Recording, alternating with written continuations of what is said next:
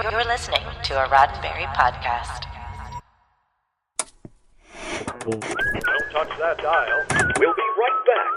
We'll have more news this evening, but first... The latest Gene-ology, a Roddenberry podcast. Episode 39, Maggie O'Bannion.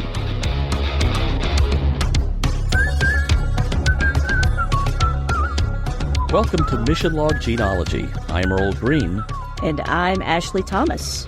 Each week on Gene-ology, we round up specimens of Gene Roddenberry's early TV work in the decade or so before he created Star Trek, and we check to see if there are any morals, meanings, or messages of the kind that became famous for his later work. Earl will be back with trivia in a moment, but first, here's how you can reach us. Gene-ology is meant to be entertaining and informative, but it's also just the beginning of an ongoing conversation about the works of Gene Roddenberry. Drop us a line at missionlog@roddenberry.com and join us on X, formerly known as Twitter, and Facebook at missionlogpod. While you're at it, please leave us a rating or review at Apple Podcasts or on your favorite podcast platform. And please remember, your comments could be used on future installments of Gene-ology. And now, this week's trivia. Earl, what kind of trivia are we driving at this week? Oh, we have a whole herd of trivia, Ashley. Thank you very much. Thank you. Maggie O'Bannion aired on April 4th, 1959 as the 28th episode of the second season of Have Gun, Will Travel. With the second season firmly in the home stretch, Gene's work on Season 2 was nearly done, with one episode remaining just a few weeks later. Having earned the admiration of the show's star and its producers, there was no doubt that Gene would be back writing more for Season 3. Ironically, the following week's episode was the first of only 2 episodes of Have Gun to be written by the man who would eventually take over as Star Trek's primary producer in Season 3, Fred Freiberger. Actress Marion Marshall is Maggie O'Bannion. Marion was primarily a film actress who made only a handful of television appearances, one episode each of Peter Gunn, Schlitz Playhouse, Westinghouse Desilu Playhouse, and a few others. She did 2 episodes of Perry Mason, though. But she was better known for film roles in the 40s and early 50s. I Was a Male War Bride, Sailor Beware, That's My Boy, and quite a few uncredited roles. She started in the business at the same time as a close friend of hers you might have heard of, one Marilyn Monroe. Marion Marshall died in 2018. Now, you might be looking at Cookie and thinking, she looks familiar. There is a reason for that. Unlike Marion Marshall, Peggy Ray was a frequent flyer on the small screen. Many of the shows she played guest roles on hired her again and again. This was her second appearance on Have Gun, where she would reappear 8 times in total. She showed up in multiple episodes of I Love Lucy, Dr. Kildare, The Red Skelton Hour, Gunsmoke, The Doris Day Show, Mannix, All in the Family, and The Waltons. She was Lulu Hogg on The Dukes of Hazzard, Ivy Baker in the early 90s sitcom Step by Step, and she played Brett Butler's ex-mother-in-law in Grace Under Fire. She frequently wound up playing moms or motherly characters. We lost Peggy in 2011. As Cyrus, we have the familiar face of Don Haggerty. He was in countless films in the 40s and early 50s and came to the small screen later, and of course he is the father of the future star of Grizzly Adams, Dan Haggerty. Mickey Simpson, as Jack, had a similar career trajectory, though his earliest film appearances date back to the 1930s. I think my favorite credit of Mickey's is an appearance as Hercules on an episode of the George Reeves Adventures of Superman series in 1954. Our last billed cast member provides our only link to Star Trek here. Paul Sorensen, who played Pete, would appear in a similarly small role as the captain of Valkrus's doomed merchantman vessel in the opening scenes of Star Trek III, The Search for Spock, in 1984.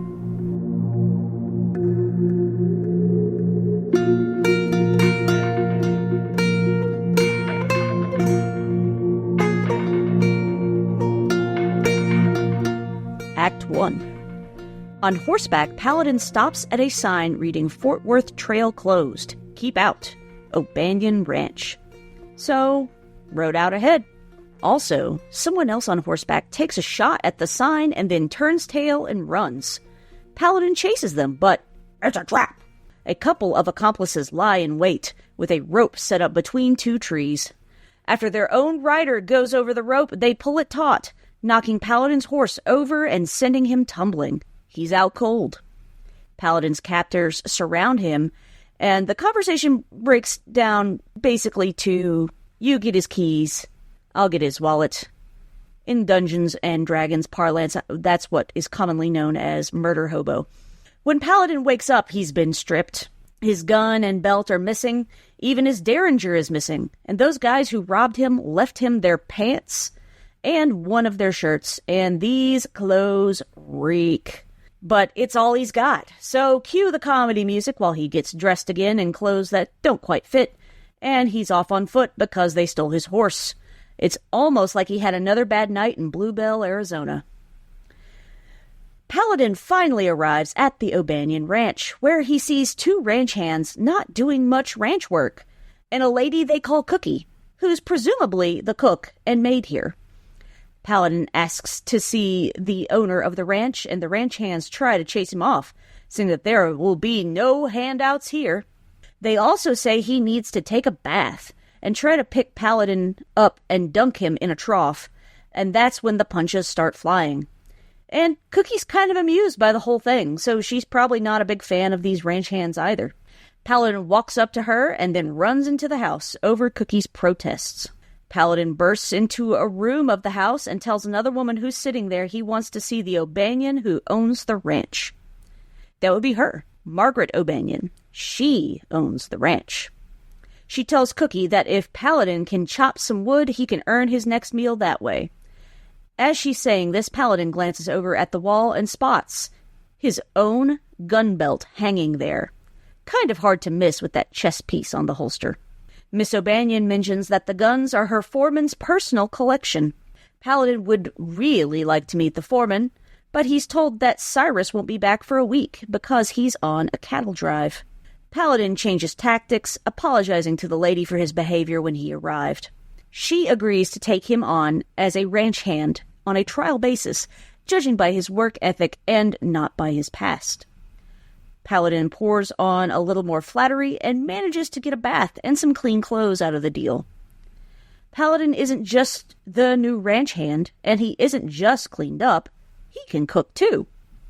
While giving Cookie a hand in the kitchen, Paladin tries to get her to open up about who Cyrus is and where he came from. And he's also trying to learn more about how O'Bannion Ranch operates, since he spotted something like 20 steers on land big enough for a few thousand cattle. Cookie volunteers that Cyrus runs the ranch for Miss Margaret, relieving her of having to do any of the work herself. The O'Bannions raised her to be a perfect lady, so all the actual work is left to Cyrus. Paladin plays the perfect butler, bringing Margaret her tea and even selecting her reading material from the mantel. Paladin suggests a bit of Shakespeare. How about the 18th sonnet? But he doesn't get very far before Margaret reminds him that he has other duties, and he set out to hang up the washing on the clothesline outside. Flustered by the fact that her new ranch hand has just dropped some love poetry on her, Margaret tells Cookie that it's time to let Paladin go. Outside, the ranch hands are spoiling for a fight. As the two ladies of the house watch from the porch with no small amount of amusement, Paladin clobbers each one that takes a swing at him, reminding them that there's plenty of work that needs to be done. And in that moment, Paladin goes from fired to temporary foreman, and yet as he leaves, Margaret O'Bannion is both flustered and furious because he's still her problem. Act 2. Back at the O'Bannion Ranch, Margaret has just finished up dinner, and it was delicious. Cookie, where did you get that recipe? Cookie got it from Paladin. And that gets Margaret flustered all over again. Outside, Paladin returns from surveying the land and has a conversation with one of the ranch hands he'd bested in a fight. He compliments the man on his work and asks why there are so few cattle. Not even enough to breed more cattle. The man tells him that Margaret only knows what Cyrus tells her, There's a ledger in the barn with the feed bills. But he also says if Paladin's spoiling for a fight with Cyrus, don't expect much support. Cyrus and his cohorts have beaten them up even worse than Paladin did. In the morning, breakfast is served, but Paladin doesn't stick around for conversation. Margaret drops the whole tray in the floor, oopsie, and calls for Paladin to come clean up the mess from her, accident. But Cookie shows up instead. Paladin's already gone outside to start his day's work there. As Margaret returns to her bedroom, Cookie laughs to herself as she picks up the mess. At lunchtime, Margaret is a bit upset that Paladin's not back yet, but Cookie says he's been going over the ranch's books and then rode into town. Margaret asks for Cookie to fetch her riding gear. She hasn't ridden a horse in quite a while. As Paladin is riding back to the O'Bannion ranch, he's met halfway by Margaret herself, not quite as dolled up as she usually is. But she flashes him a big smile and then rides off. With a grin, Paladin follows, finding her in a clearing with her horse. She needs help adjusting her saddle. Wink, wink. Paladin doesn't think she's being truthful, but then he starts pouring on the charm again. But right about the time she's all but throwing herself at him, Paladin holds back. He's got more important things to tell her, such as what he just found out from the bank. Cyrus was given permission to draw loans against the ranch, and he's abused that permission. A lot. But right now, Margaret O'Bannion just kind of wants to make out under the tree. Well, okay, Paladin can do that too. Act 3. At the ranch house, Cyrus and his guys are back, and that's when Paladin and Margaret return from their rendezvous. Awkward? Cyrus has gotten the lowdown on everything Paladin's been sticking his nose into. Paladin completes the story that Cyrus hasn't been telling Margaret. Cyrus has buried the O'Bannion ranch in debt. Debt which he is buying up by selling off all of the cattle and pocketing the money. With no way to pay up, Margaret is wide open to Cyrus owning the place, lock, stock, and barrel. And he would have gotten away with it too, if not for that meddling Paladin. A punch is thrown, and then it turns into a knife fight. Well, Paladin's knife is a letter opener he grabs from Margaret's desk, and the fight turns ugly. Paladin can do a man grievous injury even with a letter opener. Miss O'Bannion grabs Paladin's gun and fires a shot to get everyone's attention. With everything out in the open, she's serious about keeping her family ranch, and her next shot will find a target, if you get her drift. Paladin tells Cyrus's sidekicks that they might just need to get him a doctor. But first, Paladin wants his clothes back. Fade to a while later. Maggie's running her ranch her way. She's in charge, and she's not taking any guff from the ranch hands. Paladin is back in black, but it's time for him to leave and head home on the back of his own horse. Cookie's sorry to see him go. He can cook, clean, fight, and do everything else. Maggie will never find help like that again. And as she wistfully watches him ride off, Maggie agrees. The end. Well done, Ashley. Thank you very much for the recap there. Hopefully that was not too much of a rough ride into town. It just seems like anytime Paladin rides into town and there's a sign about a ranch, there's going to be trouble because there's only 26 minutes in the show. The show's going to be about that ranch. Yeah. Strange things were afoot at the O'Bannion ranch. Yeah. And potentially the Circle K, so...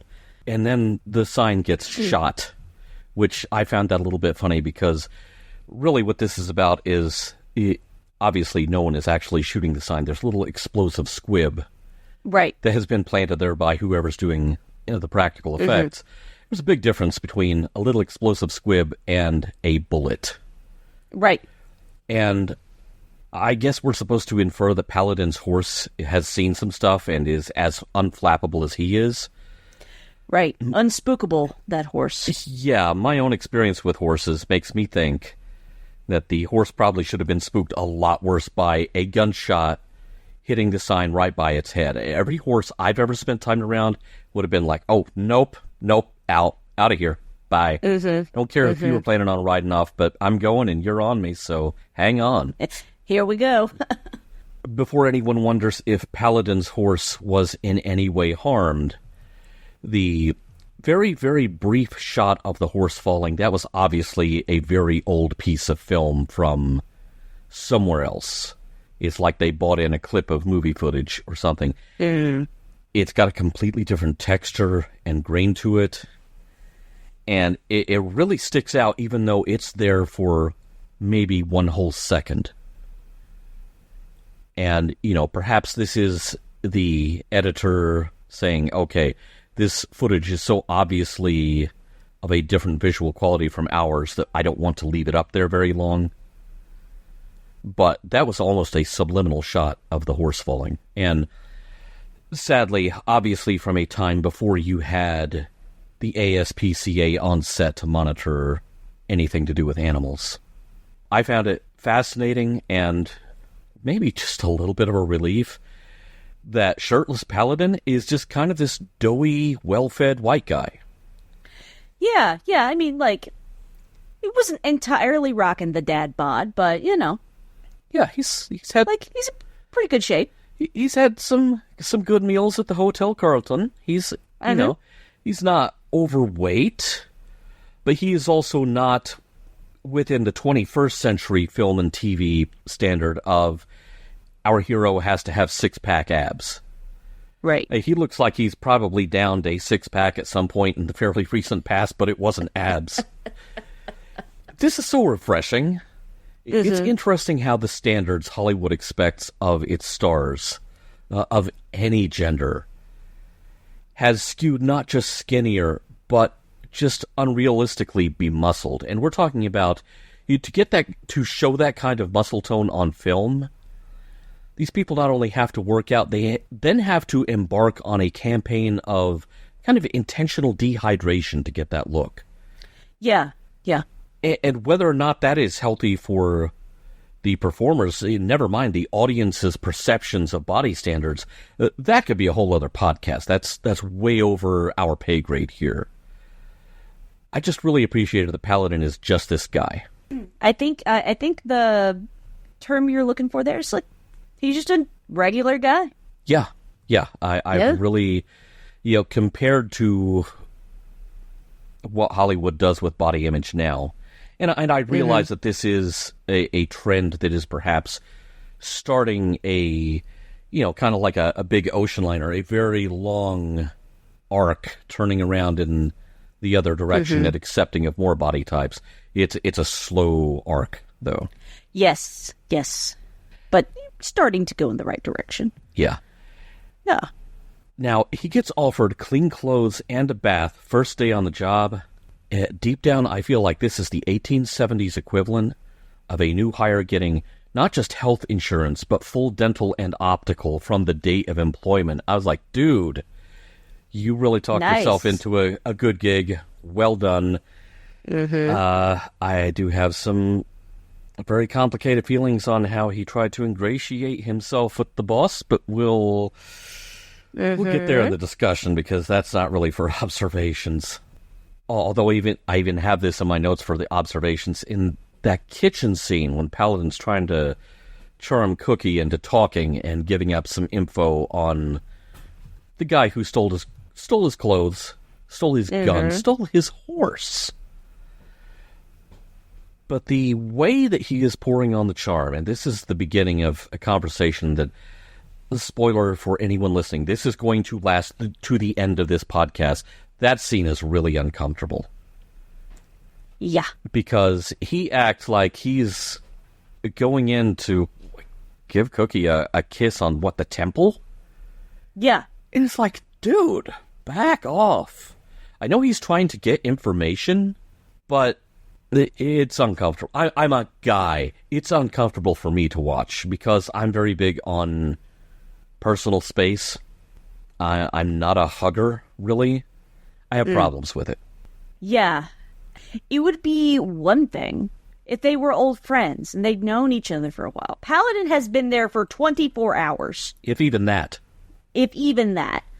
And so it was very weird for that. As someone who is a hugger, I'm not going to do that with somebody I just met unless for whatever reason we really, really hit it off. But even so, it's still weird.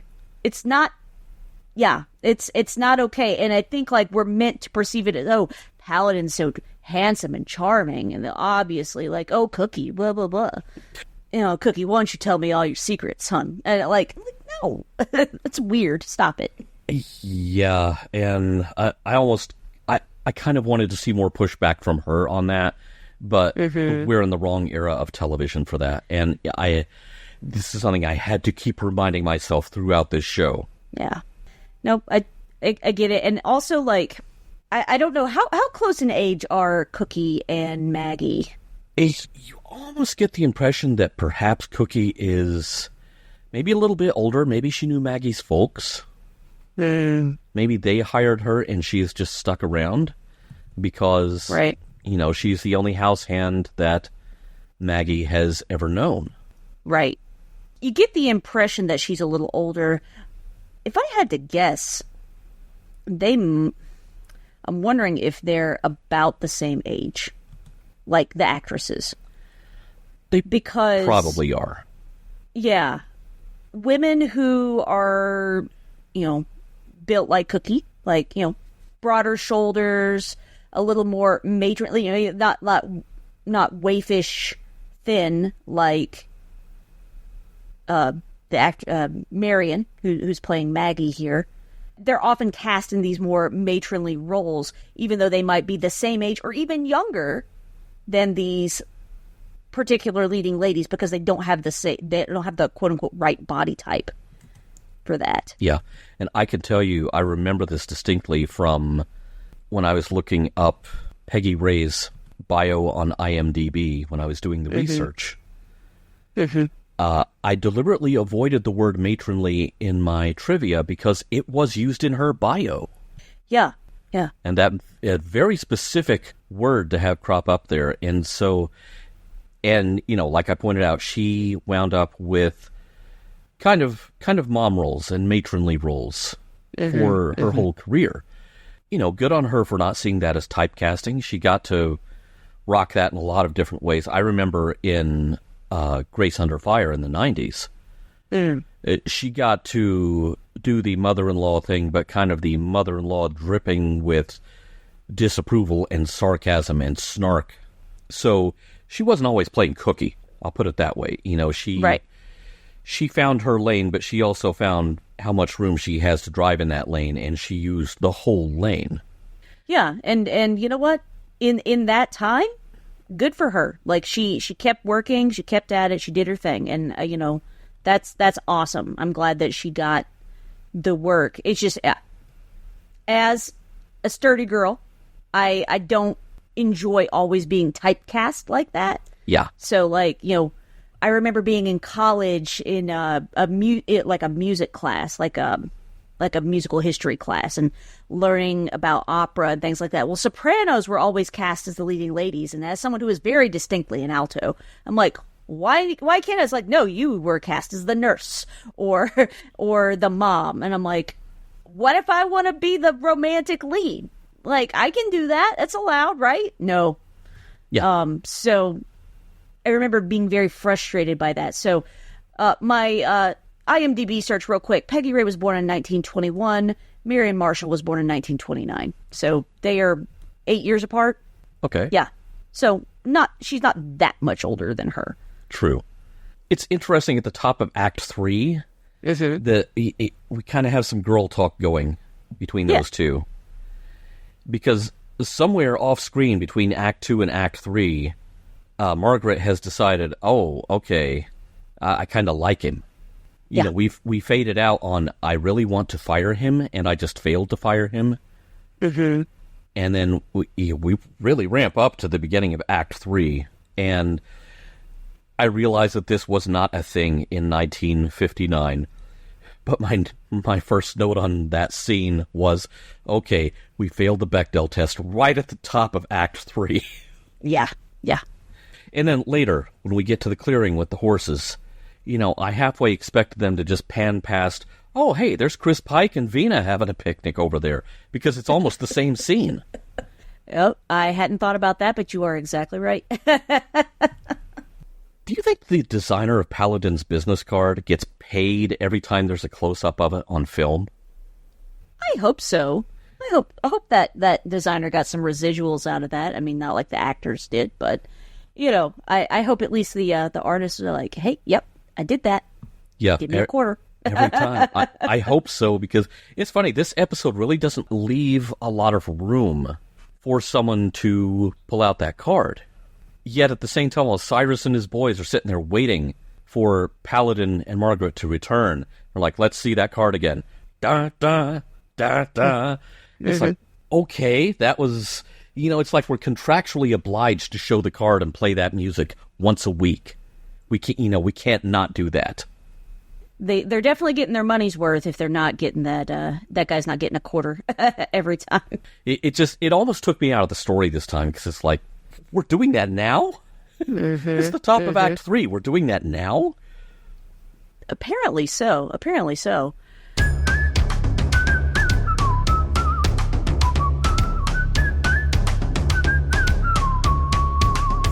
Okay, Ashley, as weird as this is, I want to open our discussion segment with a story about my kids.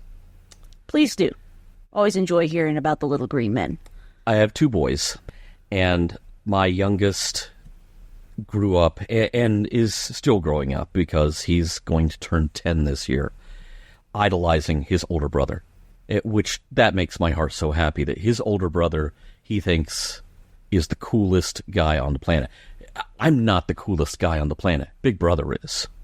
That makes me very happy. But that also means that if his big brother is, like playing the Switch or something, little brother is right up in his face. And one time my oldest was like, do you mind personal space here? And one of the funniest things I ever saw was his little brother got right up next to his ear and said, personal space. Just the biggest stage hiss you have heard this side of Brian Blessed. It's like, okay, I think he understands the concept, but he's not applying it. Paladin also does not understand personal space in this episode, especially when it comes to women. And this is where, friend, you and I are going to kick back on the porch and let this episode of Have Gun Will Travel have it with both barrels, because I am a man. I was raised in the 70s. Not all of the behaviors that I observe and practice now were fully set back then, because we're still talking about a difference of 50 years. The ideals I was raised with were probably closer to Have Gun Will Travel's original air date than they are to what is the accepted standard now. But I am a fast study, and I also try not to be a jerk. There's a lot of violation of personal space in this episode, and even as a guy, I find some of it profoundly uncomfortable. That's sad, because I really kind of want to like this episode, because there's an implied message in the earliest scenes about, okay, life kicked you down and then kicked you again while you were still down. Well, Paladin's going to pick himself up and start again. I think a lot of us can relate to that. But we don't stick with that as the central theme of the episode for very long, because he starts macking on Cookie, and he's putting the moves on Margaret. It's like, hey, here is some unsolicited Shakespeare sonnet while you eat. And it's just, dude, stop. Please stop. What were your thoughts on this? Yeah. So... Yeah, okay. Short show, everyone. Okay. Thank you for listening. I'm sorry, go ahead. No, you're good. Let me start by saying I really, really liked what Maggie says about no matter what your past, I'll only appraise you from what I see from this moment. That's really good. Yeah. I really wish we had stayed there. Yeah. Because Paladin's response to this really profound, we see inserted into Star Trek in the future, this kind of idea of, okay, you messed up, show me or even if you didn't mess up or you found yourself in ill circumstances, like, show me your true character, okay? Yeah. Paladin's response is to say, you are as generous as you are beautiful. And I'm like, stop it. The lady's your boss. Yeah. She already said, I'll judge you on your actions now versus how you ended up in this predicament. So I found that frustrating. He's already got more of a fresh start than he possibly could have had any right to expect. Yes. Just don't push your luck, buddy. Yeah. He'd already gotten in good with the boss. He didn't have to go hit on her. Like, no thank you. That was unnecessary. And then in the next scene, we see him, like, macking on Cookie. I'm like, yeah, like, oh, you're being like the Renaissance man. Like, you know, the French have a saying, blah, blah, blah, blah, blah. I'm like, yes, we see that you are turning, you know, standard chuck roast into something special by throwing wine in the pot. Like, the French. The French. You know, put some red wine, cook it in some red wine or some chicken stock. But red wine if I got it. White wine if, you know, different flavors, but I prefer the red. Yeah. Cooking sherry is a thing. Yeah. You know, throw it in there. It's real nice, real tasty. You know, and I can certainly understand that being like maybe a higher luxury or whatever. But of course, you know, Miss O'Bannion is very much a lady of the finer things. So obviously we got some sherry in the kitchen for cooking and or medicinal purposes. But then he's all like, "Sup, Cookie? You know, tell me more about this foreman while I'm over here giving you like a snuggle or whatever." And Cookie's like, "Paladin." No. I mean, we've already said it, but no. Yeah, I mean, it seems like that should have been Paladin. Yes, you've had a bath and you're wearing clean clothes, so, you know, you probably smelled a lot nicer than you did when you got here, but I find it frustrating. Paladin's like the Gary Stu. I mean, yes, it's his show. Yes, he's the main character. But I'm sorry, can we just have one woman not fall in love with him, please? I mean, I guess we got that in the Monster of Moon Ridge. Yeah. But the bear liked him. Yeah, the bear liked him. I mean, even the bear fell in love with him. Come on. Is this amplified by it being only 26 minutes long, and so to the trained eye, it's like Paladin's got to move really fast on this? I guess so. I don't know. But even that doesn't excuse it. Yeah, but he feels so Gary Stu in this episode. He can cook, he can ride, he can punch out the other guys, and and he's handsome, and he's got that cute little mustache. Oh, and he had a bath. Woohoo! Here we go. Yeah, I mean, it's like Ace Rimmer and Red Dwarf. You know, he walks down the corridor, and everyone he passes is like, what a guy. I mean, he even Pete the ranch hand, who he just beat up and poured a bucket of water over his head, comes back and piles up chopping wood. Hey, good job chopping wood. What a guy. Yeah. I mean, to be fair, I kind of feel like a lot of folks are like that with Captain Pike in Strange New Worlds. And to be fair, I love Anson Mount. He is an amazing human being. He's such a sweet guy. When I got to interview him for Fangirlish a couple years ago, really enjoyed talking with him. Like, takes his work seriously, and he's got great hair, and he's crazy handsome. So, I mean, I kind of get it. But also, like, not everyone is, like, super swooning over Pike in every single scene. I mean, more than half the bridge crew are women, and none of them are all like, oh my gosh, Captain Pike. I realize this is from a different age, but it makes me shudder to think about what my mom grew up with. And all I can, while it doesn't excuse the behavior that's on display, the thing I keep coming back to is because we have only 26 minutes to do this whole story, Paladin has only 26 minutes to find out more about Cyrus, and then find out why Cyrus is in the wrong. I do like that the resolution of this story is in Maggie's hands. She has to take charge. She has to drop that dollar of lead into the floor. Right. That phrase that came up last week, and get everyone's attention because all these guys are fighting in her sitting room, and will someone please think of the furniture? But, at that point, she's not taking crap off of anyone. We're not doing this here. Yeah. I appreciate that she shows a great deal of agency there at the end.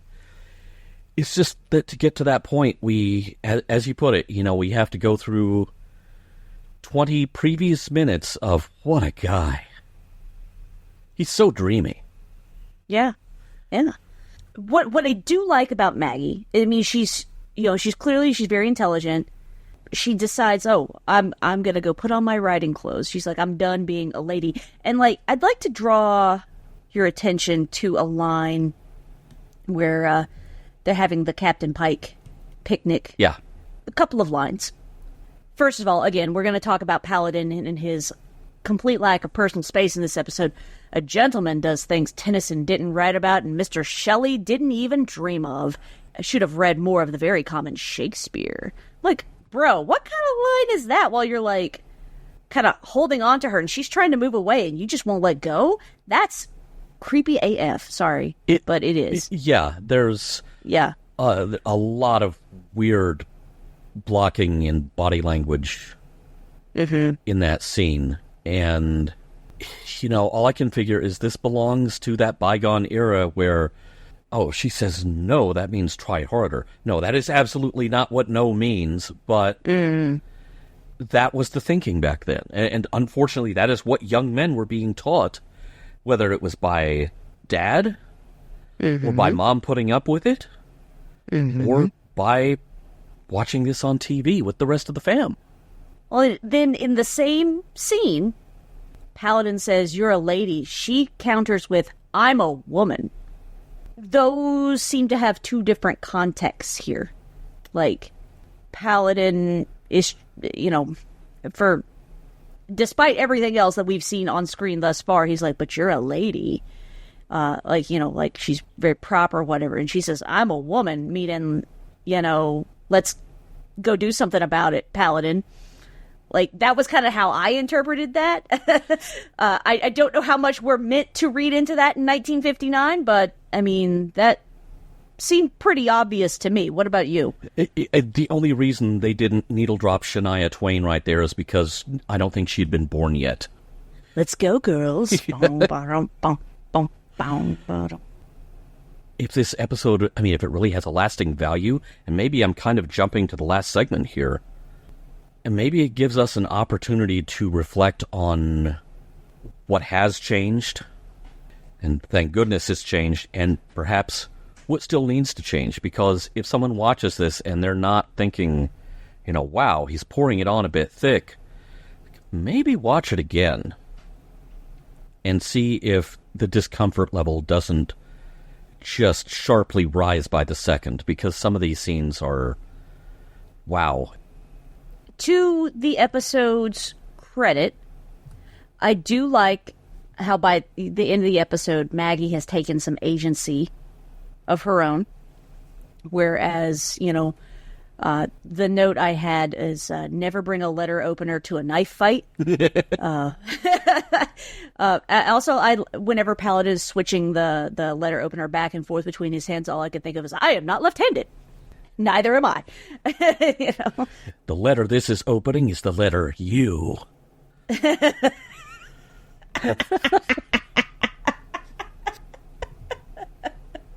I love that Maggie's just like, you guys are idiots. Bang. Get the heck out of my house. And Paladin's just basically her backup at that point. He's like, you better do what the lady says. I think she means business. So I appreciate that he abdicated all the authority in that situation to Maggie. Yeah. Because, it's her ranch. And if she tells you she wants you off the ranch, you better get your butt off the ranch.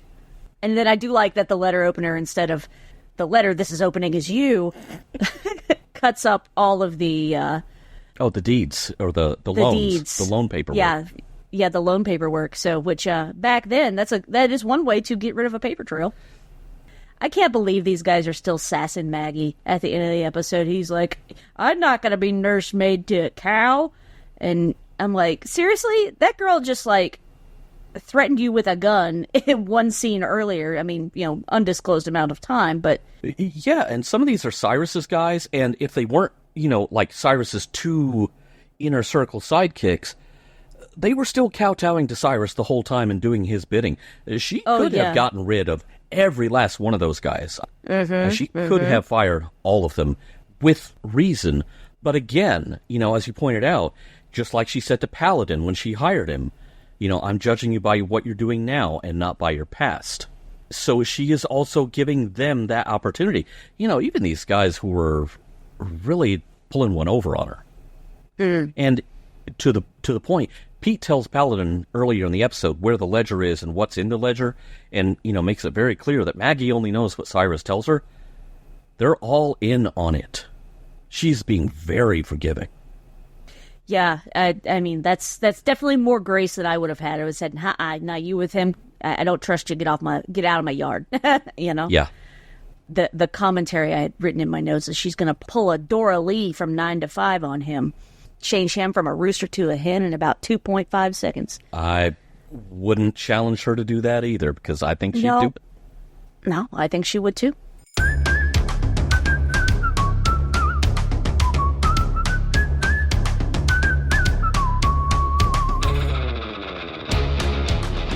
Okay, Ashley, we have made the acquaintance of Maggie O'Bannion. It's kind of funny how the episode insists on calling her Maggie. She's not really Maggie until the end.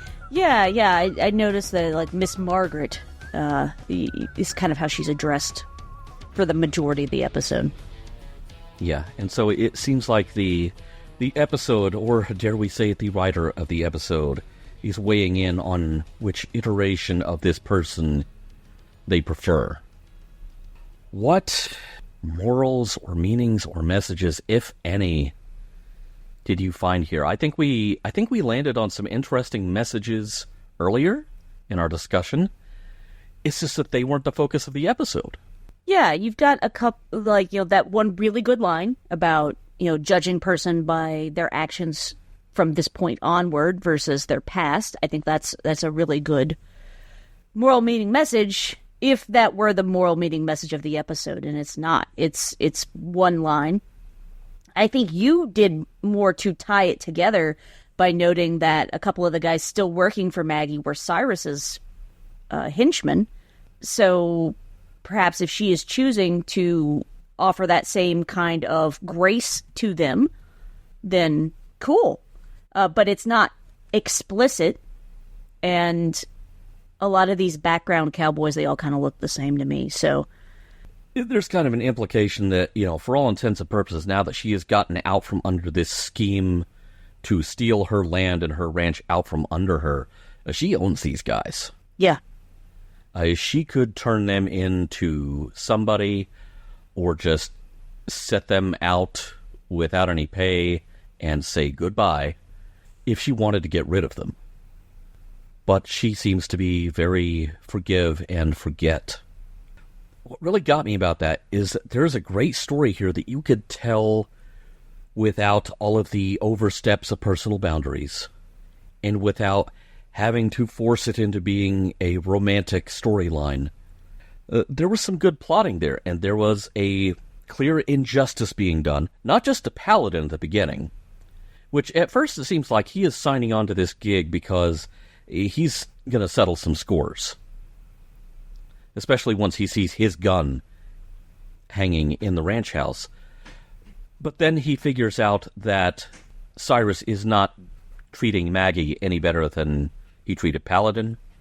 And, we're back to the road in Wickenburg. It's like, okay, this guy's a crook. And that's his whole playbook, is he's a crook. And so we're going to stick around, expose him. Once again, it's a little bit Scooby-Doo, but all of the stuff that has the potential to be a good message gets mentioned in one line and then abandoned at the side of the road. The one about hiring someone and then judging them by their work ethic now instead of by their past, I want to home in on that one just a little bit. As someone who kind of stumbled into the world of podcasting, and thank goodness for that, because prior to that I had spent several years shopping a resume around that was apparently doing me no favors. And part of that was that I had left work for several years to raise kids. Doesn't matter who you are, doesn't matter if you've been stay-at-home mom, stay-at-home dad, that doesn't get forgiven. You left the labor force, he said with clutching of pearls. How dare you? It would be really neat, if this apparently fictionally utopian ideal of judging someone on the merits of their current work ethic and not their past record was put into play now. I think maybe things are starting to turn around on that count, but not fast enough to benefit a great many people who could benefit from it. Would agree with that assessment. I mean, I know some folks, a lady in particular who was out of the workforce for 18 years because she was at home, raising and homeschooling her kids. And prior to that, had worked in the tech industry. Very smart. Basically, she would see, can I break this code? If I can break it, you need to fix it. It was basically her job, Yeah. And so obviously very smart, very capable, but took time away from that to raise her kids. And then trying to get back in the workforce was really tough for her. She started working at a pizza place just to get some employment so people would say, oh, you are employed. That's just so silly because she has all these qualifications. It's clearly smart and capable, but it took her a while to find the right opportunity. And it was someone saying, regardless that you've had this gap, I see what you have the potential to do. That's why I'm sitting here in this chair in front of this mic. Yeah. Quite frankly. Thank you, John Champion. Thank you, Rod. But, and then there's a whole other conversation you could have that's way over our heads here, really, about people who may or may not have, one little criminal ding on their background. Do they deserve a second chance?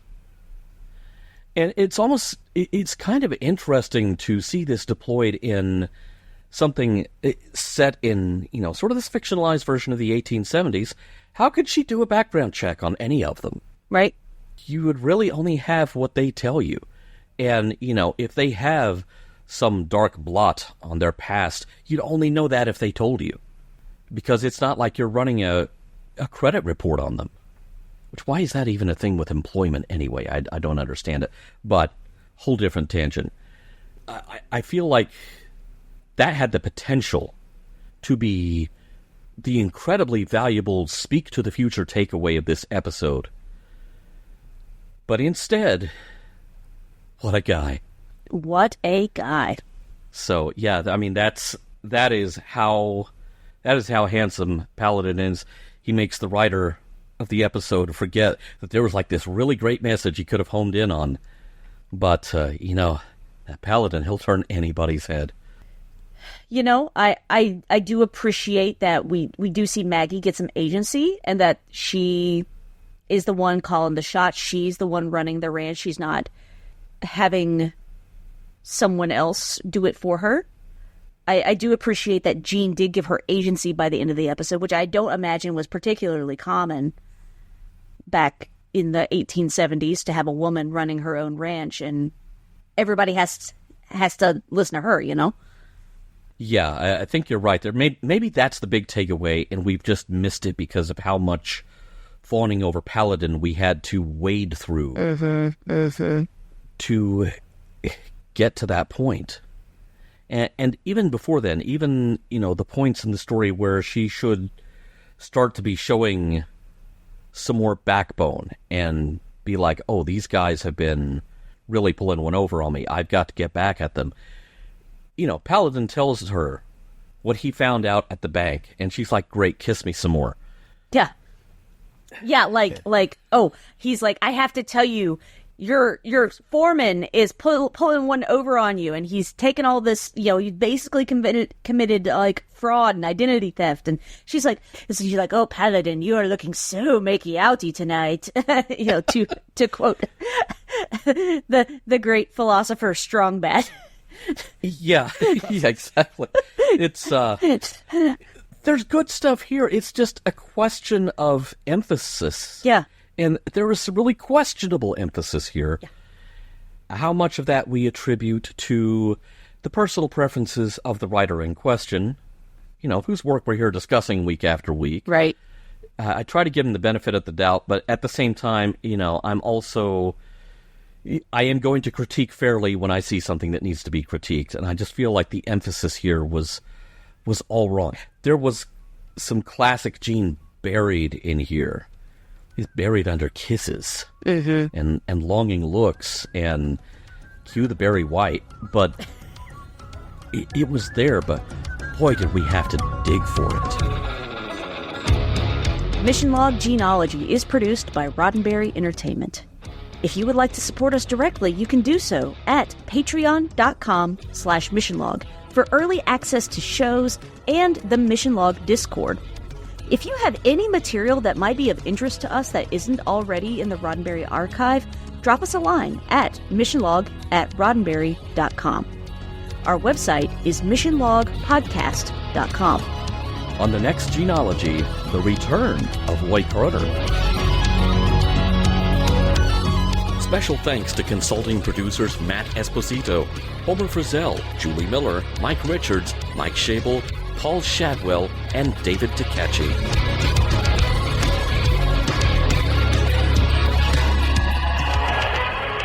We'll be back next week with more of your favorite programs. This concludes our broadcast day.